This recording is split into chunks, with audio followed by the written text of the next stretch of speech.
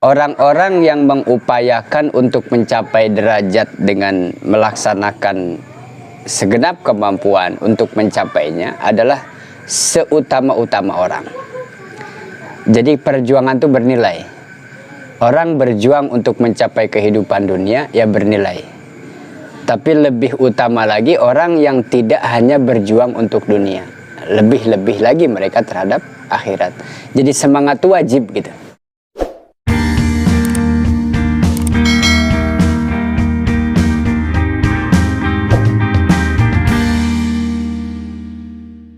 Bismillahirrahmanirrahim.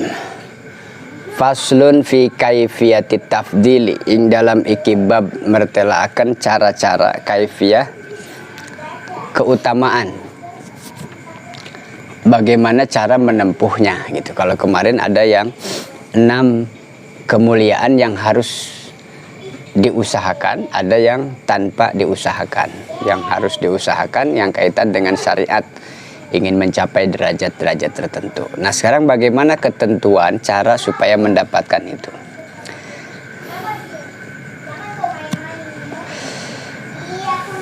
Man faddalal khalaiqa, orang-orang yang diutamakan, mengutamakan al khalaiqa, piro-piro makhluk, fi kulli sababin min hadhil asbab, di antara sebab-sebab dan upaya atau kaifiyah. Kana afdalal khalaik, never give up, gimana? Apa itu? Never quit apa? Tidak boleh putus asa. Istilahnya apa sih yang tren?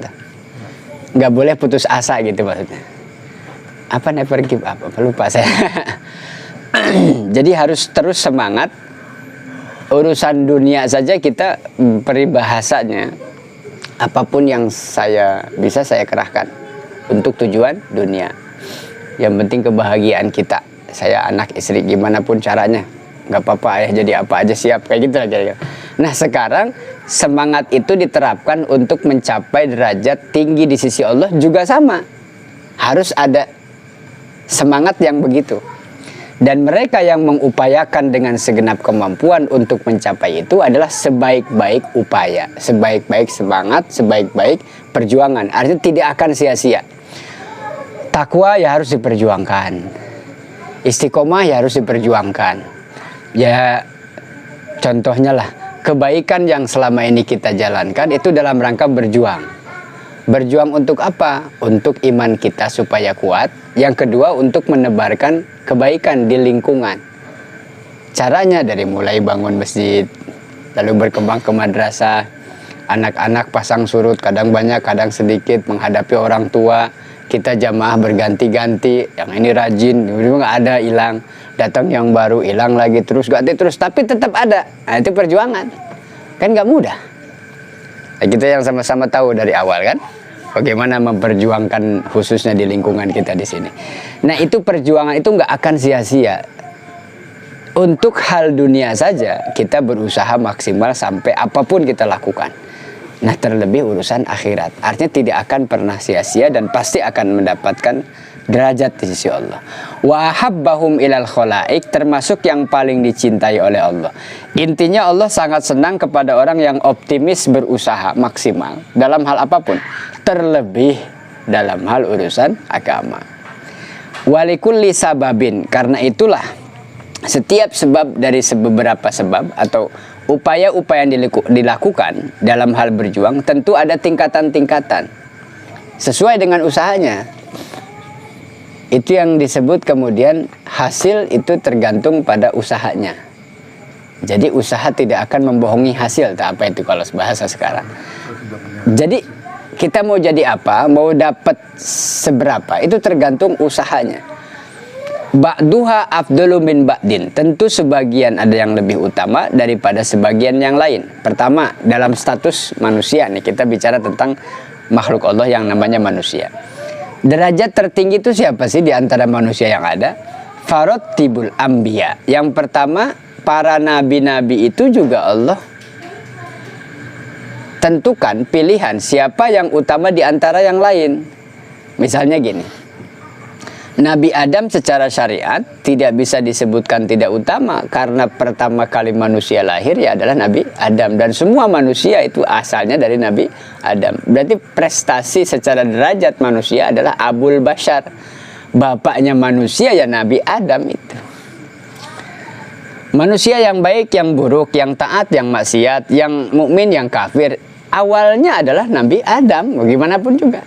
Berarti disebut Abul Bashar. Maka nanti di mahsyar itu ketika orang digelar, dibangkitkan dari kuburnya masing-masing, yang pertama ditemui adalah Nabi Adam dengan panggilan ya Abul Bashar, wahai ayah kami semua gitu, wahai bapaknya para manusia. Dan itu yang datang semua manusia yang minta syafaat sebetulnya.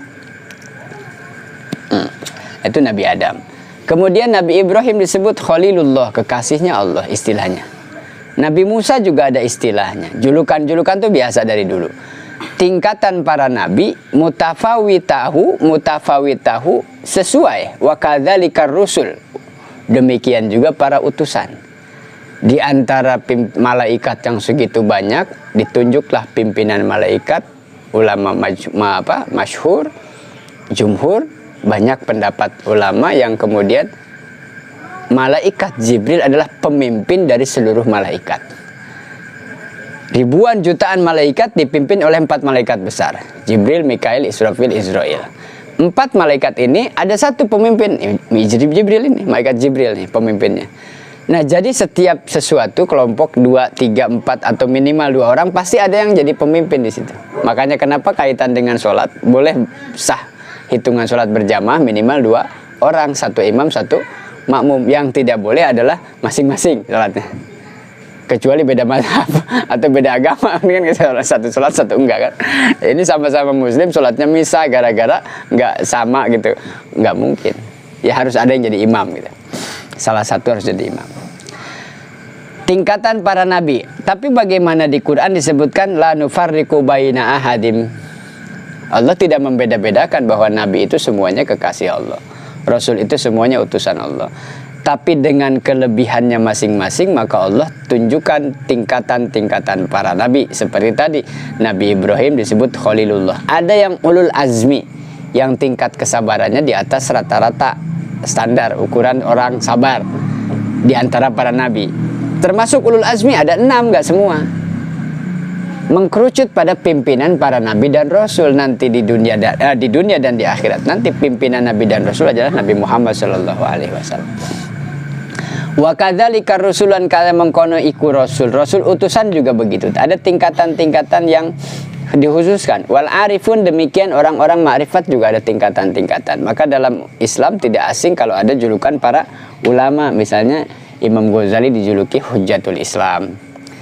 Terus kemudian ada Imam Syekh Abdul Qadir Jailani disebut Sultanul Aulia. Itu julukan-julukan itu diberikan sesuai dengan kadar tingkatan prestasi, kearifan, keilmuan dan seterusnya. Wazuhadu, zuhud. Orang-orang yang zuhud terhadap dunia banyak. Ulama-ulama zuhud banyak. Tapi para ulama zuhud menyebutkan bahwa azhaduz zahidin, pimpinan orang-orang zuhud yaitu Nabi Sulaiman justru. Bukan orang yang paling fakir di dunia gitu, bukan, tapi yang justru paling kaya tapi zuhud. Nah itu yang susah. Kalau yang fakir zuhud jelas lah susah, gimana mau. Ya artinya mau nyebut cinta dunia gimana gitu.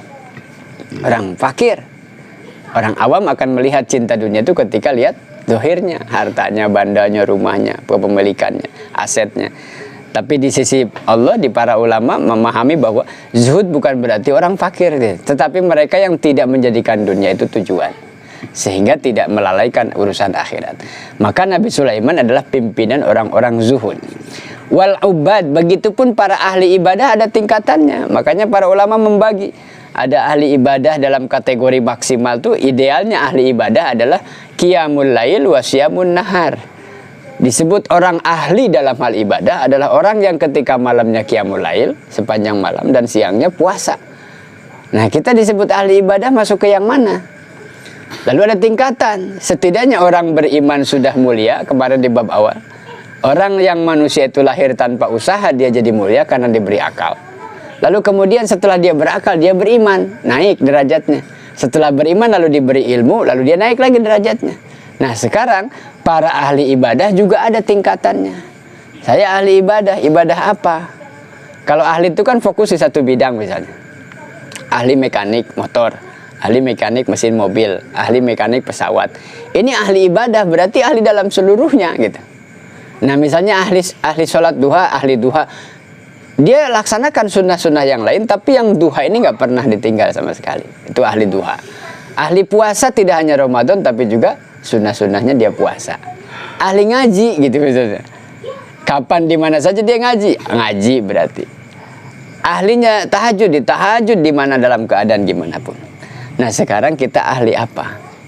Nah ahli Islam, ahli agama dalam hal pengertian ibadah, abid atau ahli ibadah adalah mereka yang tidak meninggalkan ibadah kepada Allah, baik wajib maupun sunnah. Wa ahlul jibillatil karimah wal akhlaqul qawimah wal akhlaqil qawimah. Nah sekarang satu-satu kita bahas. Fannubuwatu mangka utawi kenabian, warisalatu lan risalah yaitu kenabian, iku afdalul asbabi yaitu lebih utama-utamanya asbab.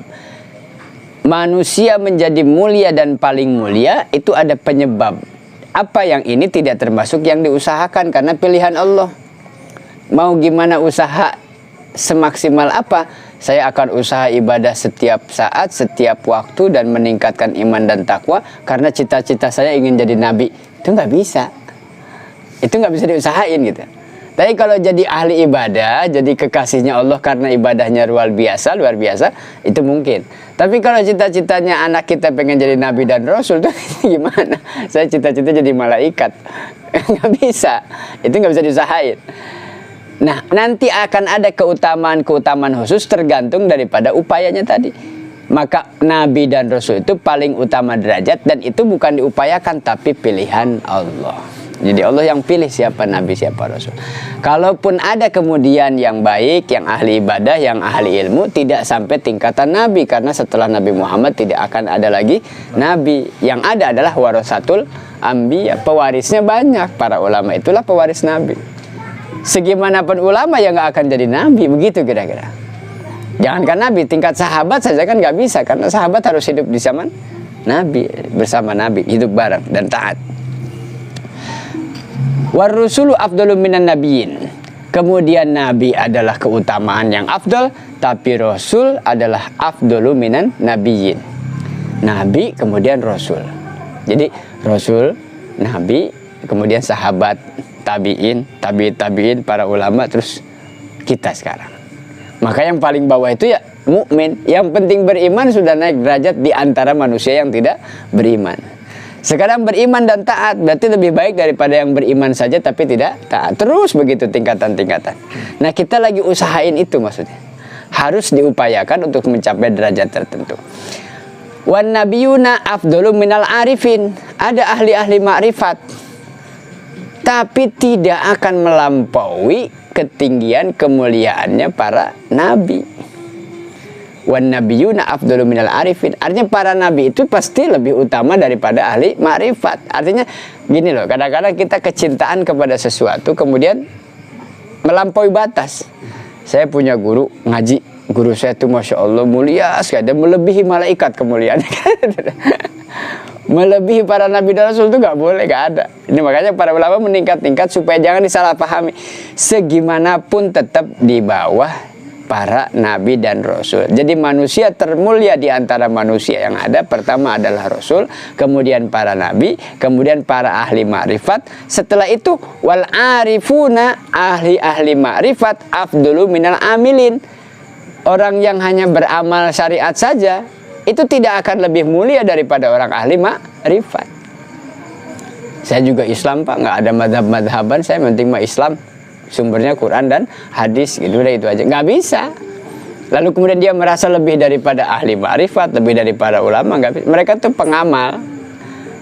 Tapi dengan amal itu tetap mulia dibanding yang tidak beramal, gitu. Cuman jangan kemudian melampaui batas tertentu yang tadi disebut melampaui daripada ahli ma'rifat.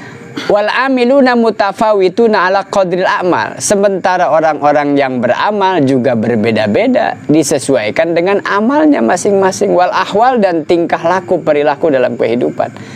cukup dengan amal soleh lalu kemudian menjadi kekasih Allah, ya, tetapi tidak akan melampaui orang-orang yang arifun, orang-orang yang diutus sebagai nabi, sebagai rasul dan seterusnya. Tidak akan. Wa kadzalika rutabul ilhamati wal karomati wad darajatil ukhrawiyat. Perbedaan tingkatan derajat ini tidak hanya berlaku di dunia tapi juga di akhirat. Maka itulah surga ada tingkatan, termasuk neraka juga ada tingkatan. Seberapa kadar kesalahan dia, ya Allah maha adil. Sama seperti ketika bicara dunia yang rentan banget keadilan bisa dibeli misalnya. Allah yang maha adil gak akan salah menempatkan orang. Ini di surga apa nih? Ketaatannya segini, surganya apa? Kemaksiatannya segini, nerakanya apa? Tapi orang beriman semuanya mulia, karena segimanapun dosanya orang beriman pada akhirnya dapat syafaat Nabi Muhammad kemudian naik surga. Udah paling mulia orang beriman. Tapi tidak bisa melampaui kemuliaannya para nabi dan rasul dan para arifun, para amilun, yang abidun, alimun, ar-rasikhun.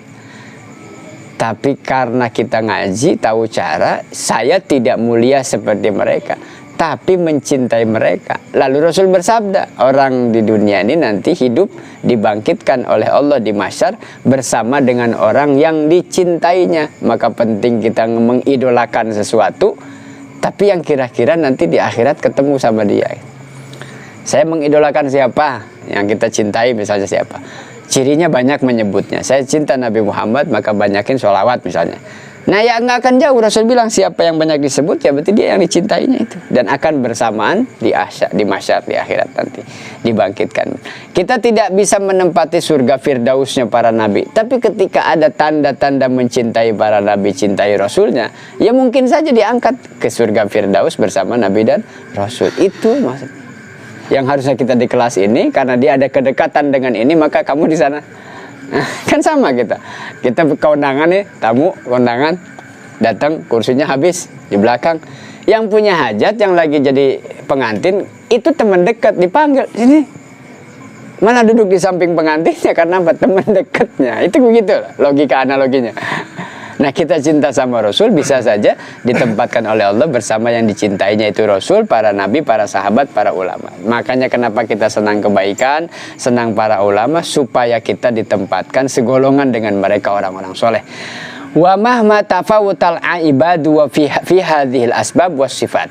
Wa mahma tafawut, perbedaan kesesuaian ahli ibadah dalam sebab-sebab dan sifat-sifat ini, fa ini tahadda jinsus sifat kanat muttasifu bi aktsariha afdala minal muttasifi bi aqalliha. Tentu saja karena satu yang utama, maka apapun yang kaitan dengan yang utama menjadi utama. Seperti dalam bab fikih sudah saya jelaskan, salat itu amal ibadah yang utama karena pokok, karena wajib.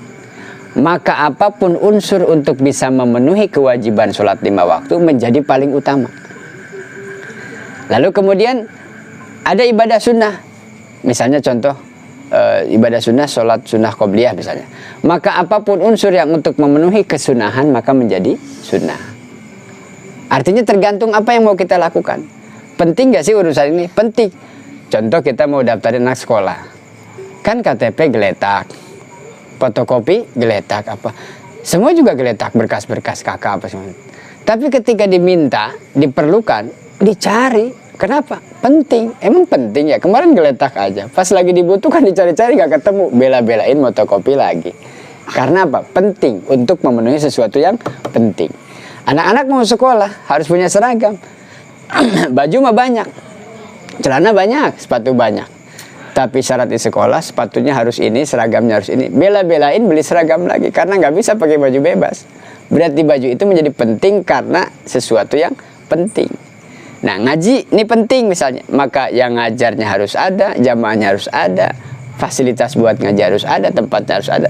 Karena sesuatu yang penting ini berarti menimbulkan kewajiban untuk menyiapkan sesuatu yang bisa memenuhi yang wajib, yang penting tadi, seperti sholat 5 waktu saya contohin. Fa inna takhidha jinsus sifat kanal muttasif bi aktsariha fa ashaddur rajulaini khaufan aw tawakkulan aw mahmatan aw mahabbatan asyrafu minal akhar.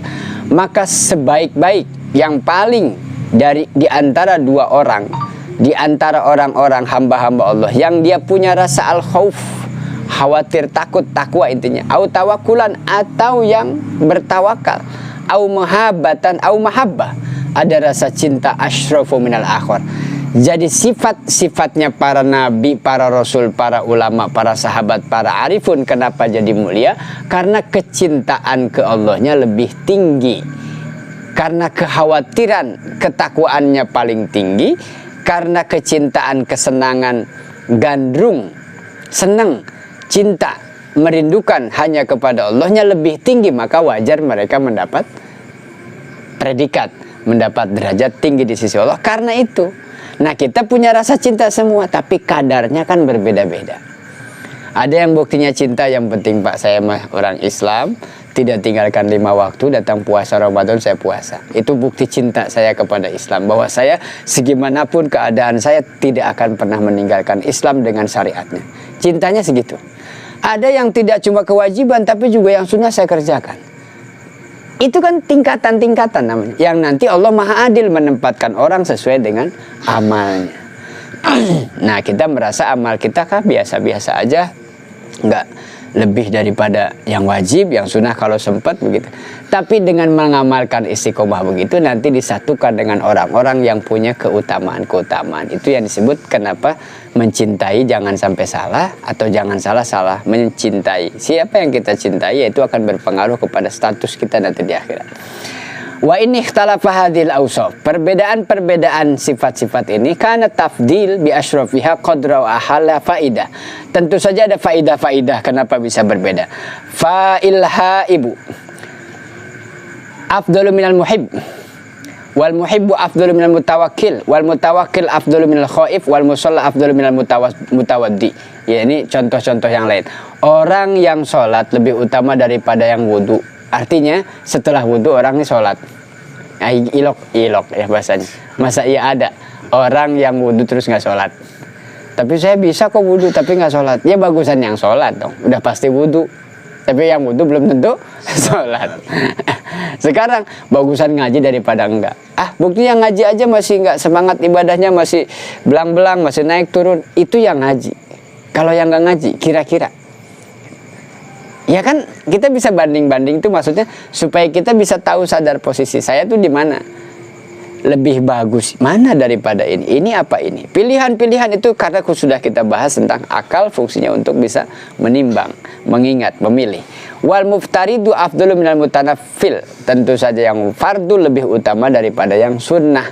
Wa kadzalika sairul qurubat. Demikian juga amalan-amalan apa saja yang untuk bisa taqarrub kepada Allah, harus tahu mana yang afdol, lebih utama dan tidak lebih utama. Yang wajib ini, yang ini wajib, kadar kewajibannya berbeda. Itu harus tahu. Kewajiban kita kepada Allah apa, kewajiban kepada sesama apa, ini kadarnya beda. Sama seperti kita punya ingin menghormati seseorang. Saya sangat hormat dan takdim kepada atasan saya. Lalu bagaimana kita bandingkan hormat dan takdim saya ke atasan dengan saya kepada orang tua saya? Itu gimana? Dan terus kemudian kepada guru saya.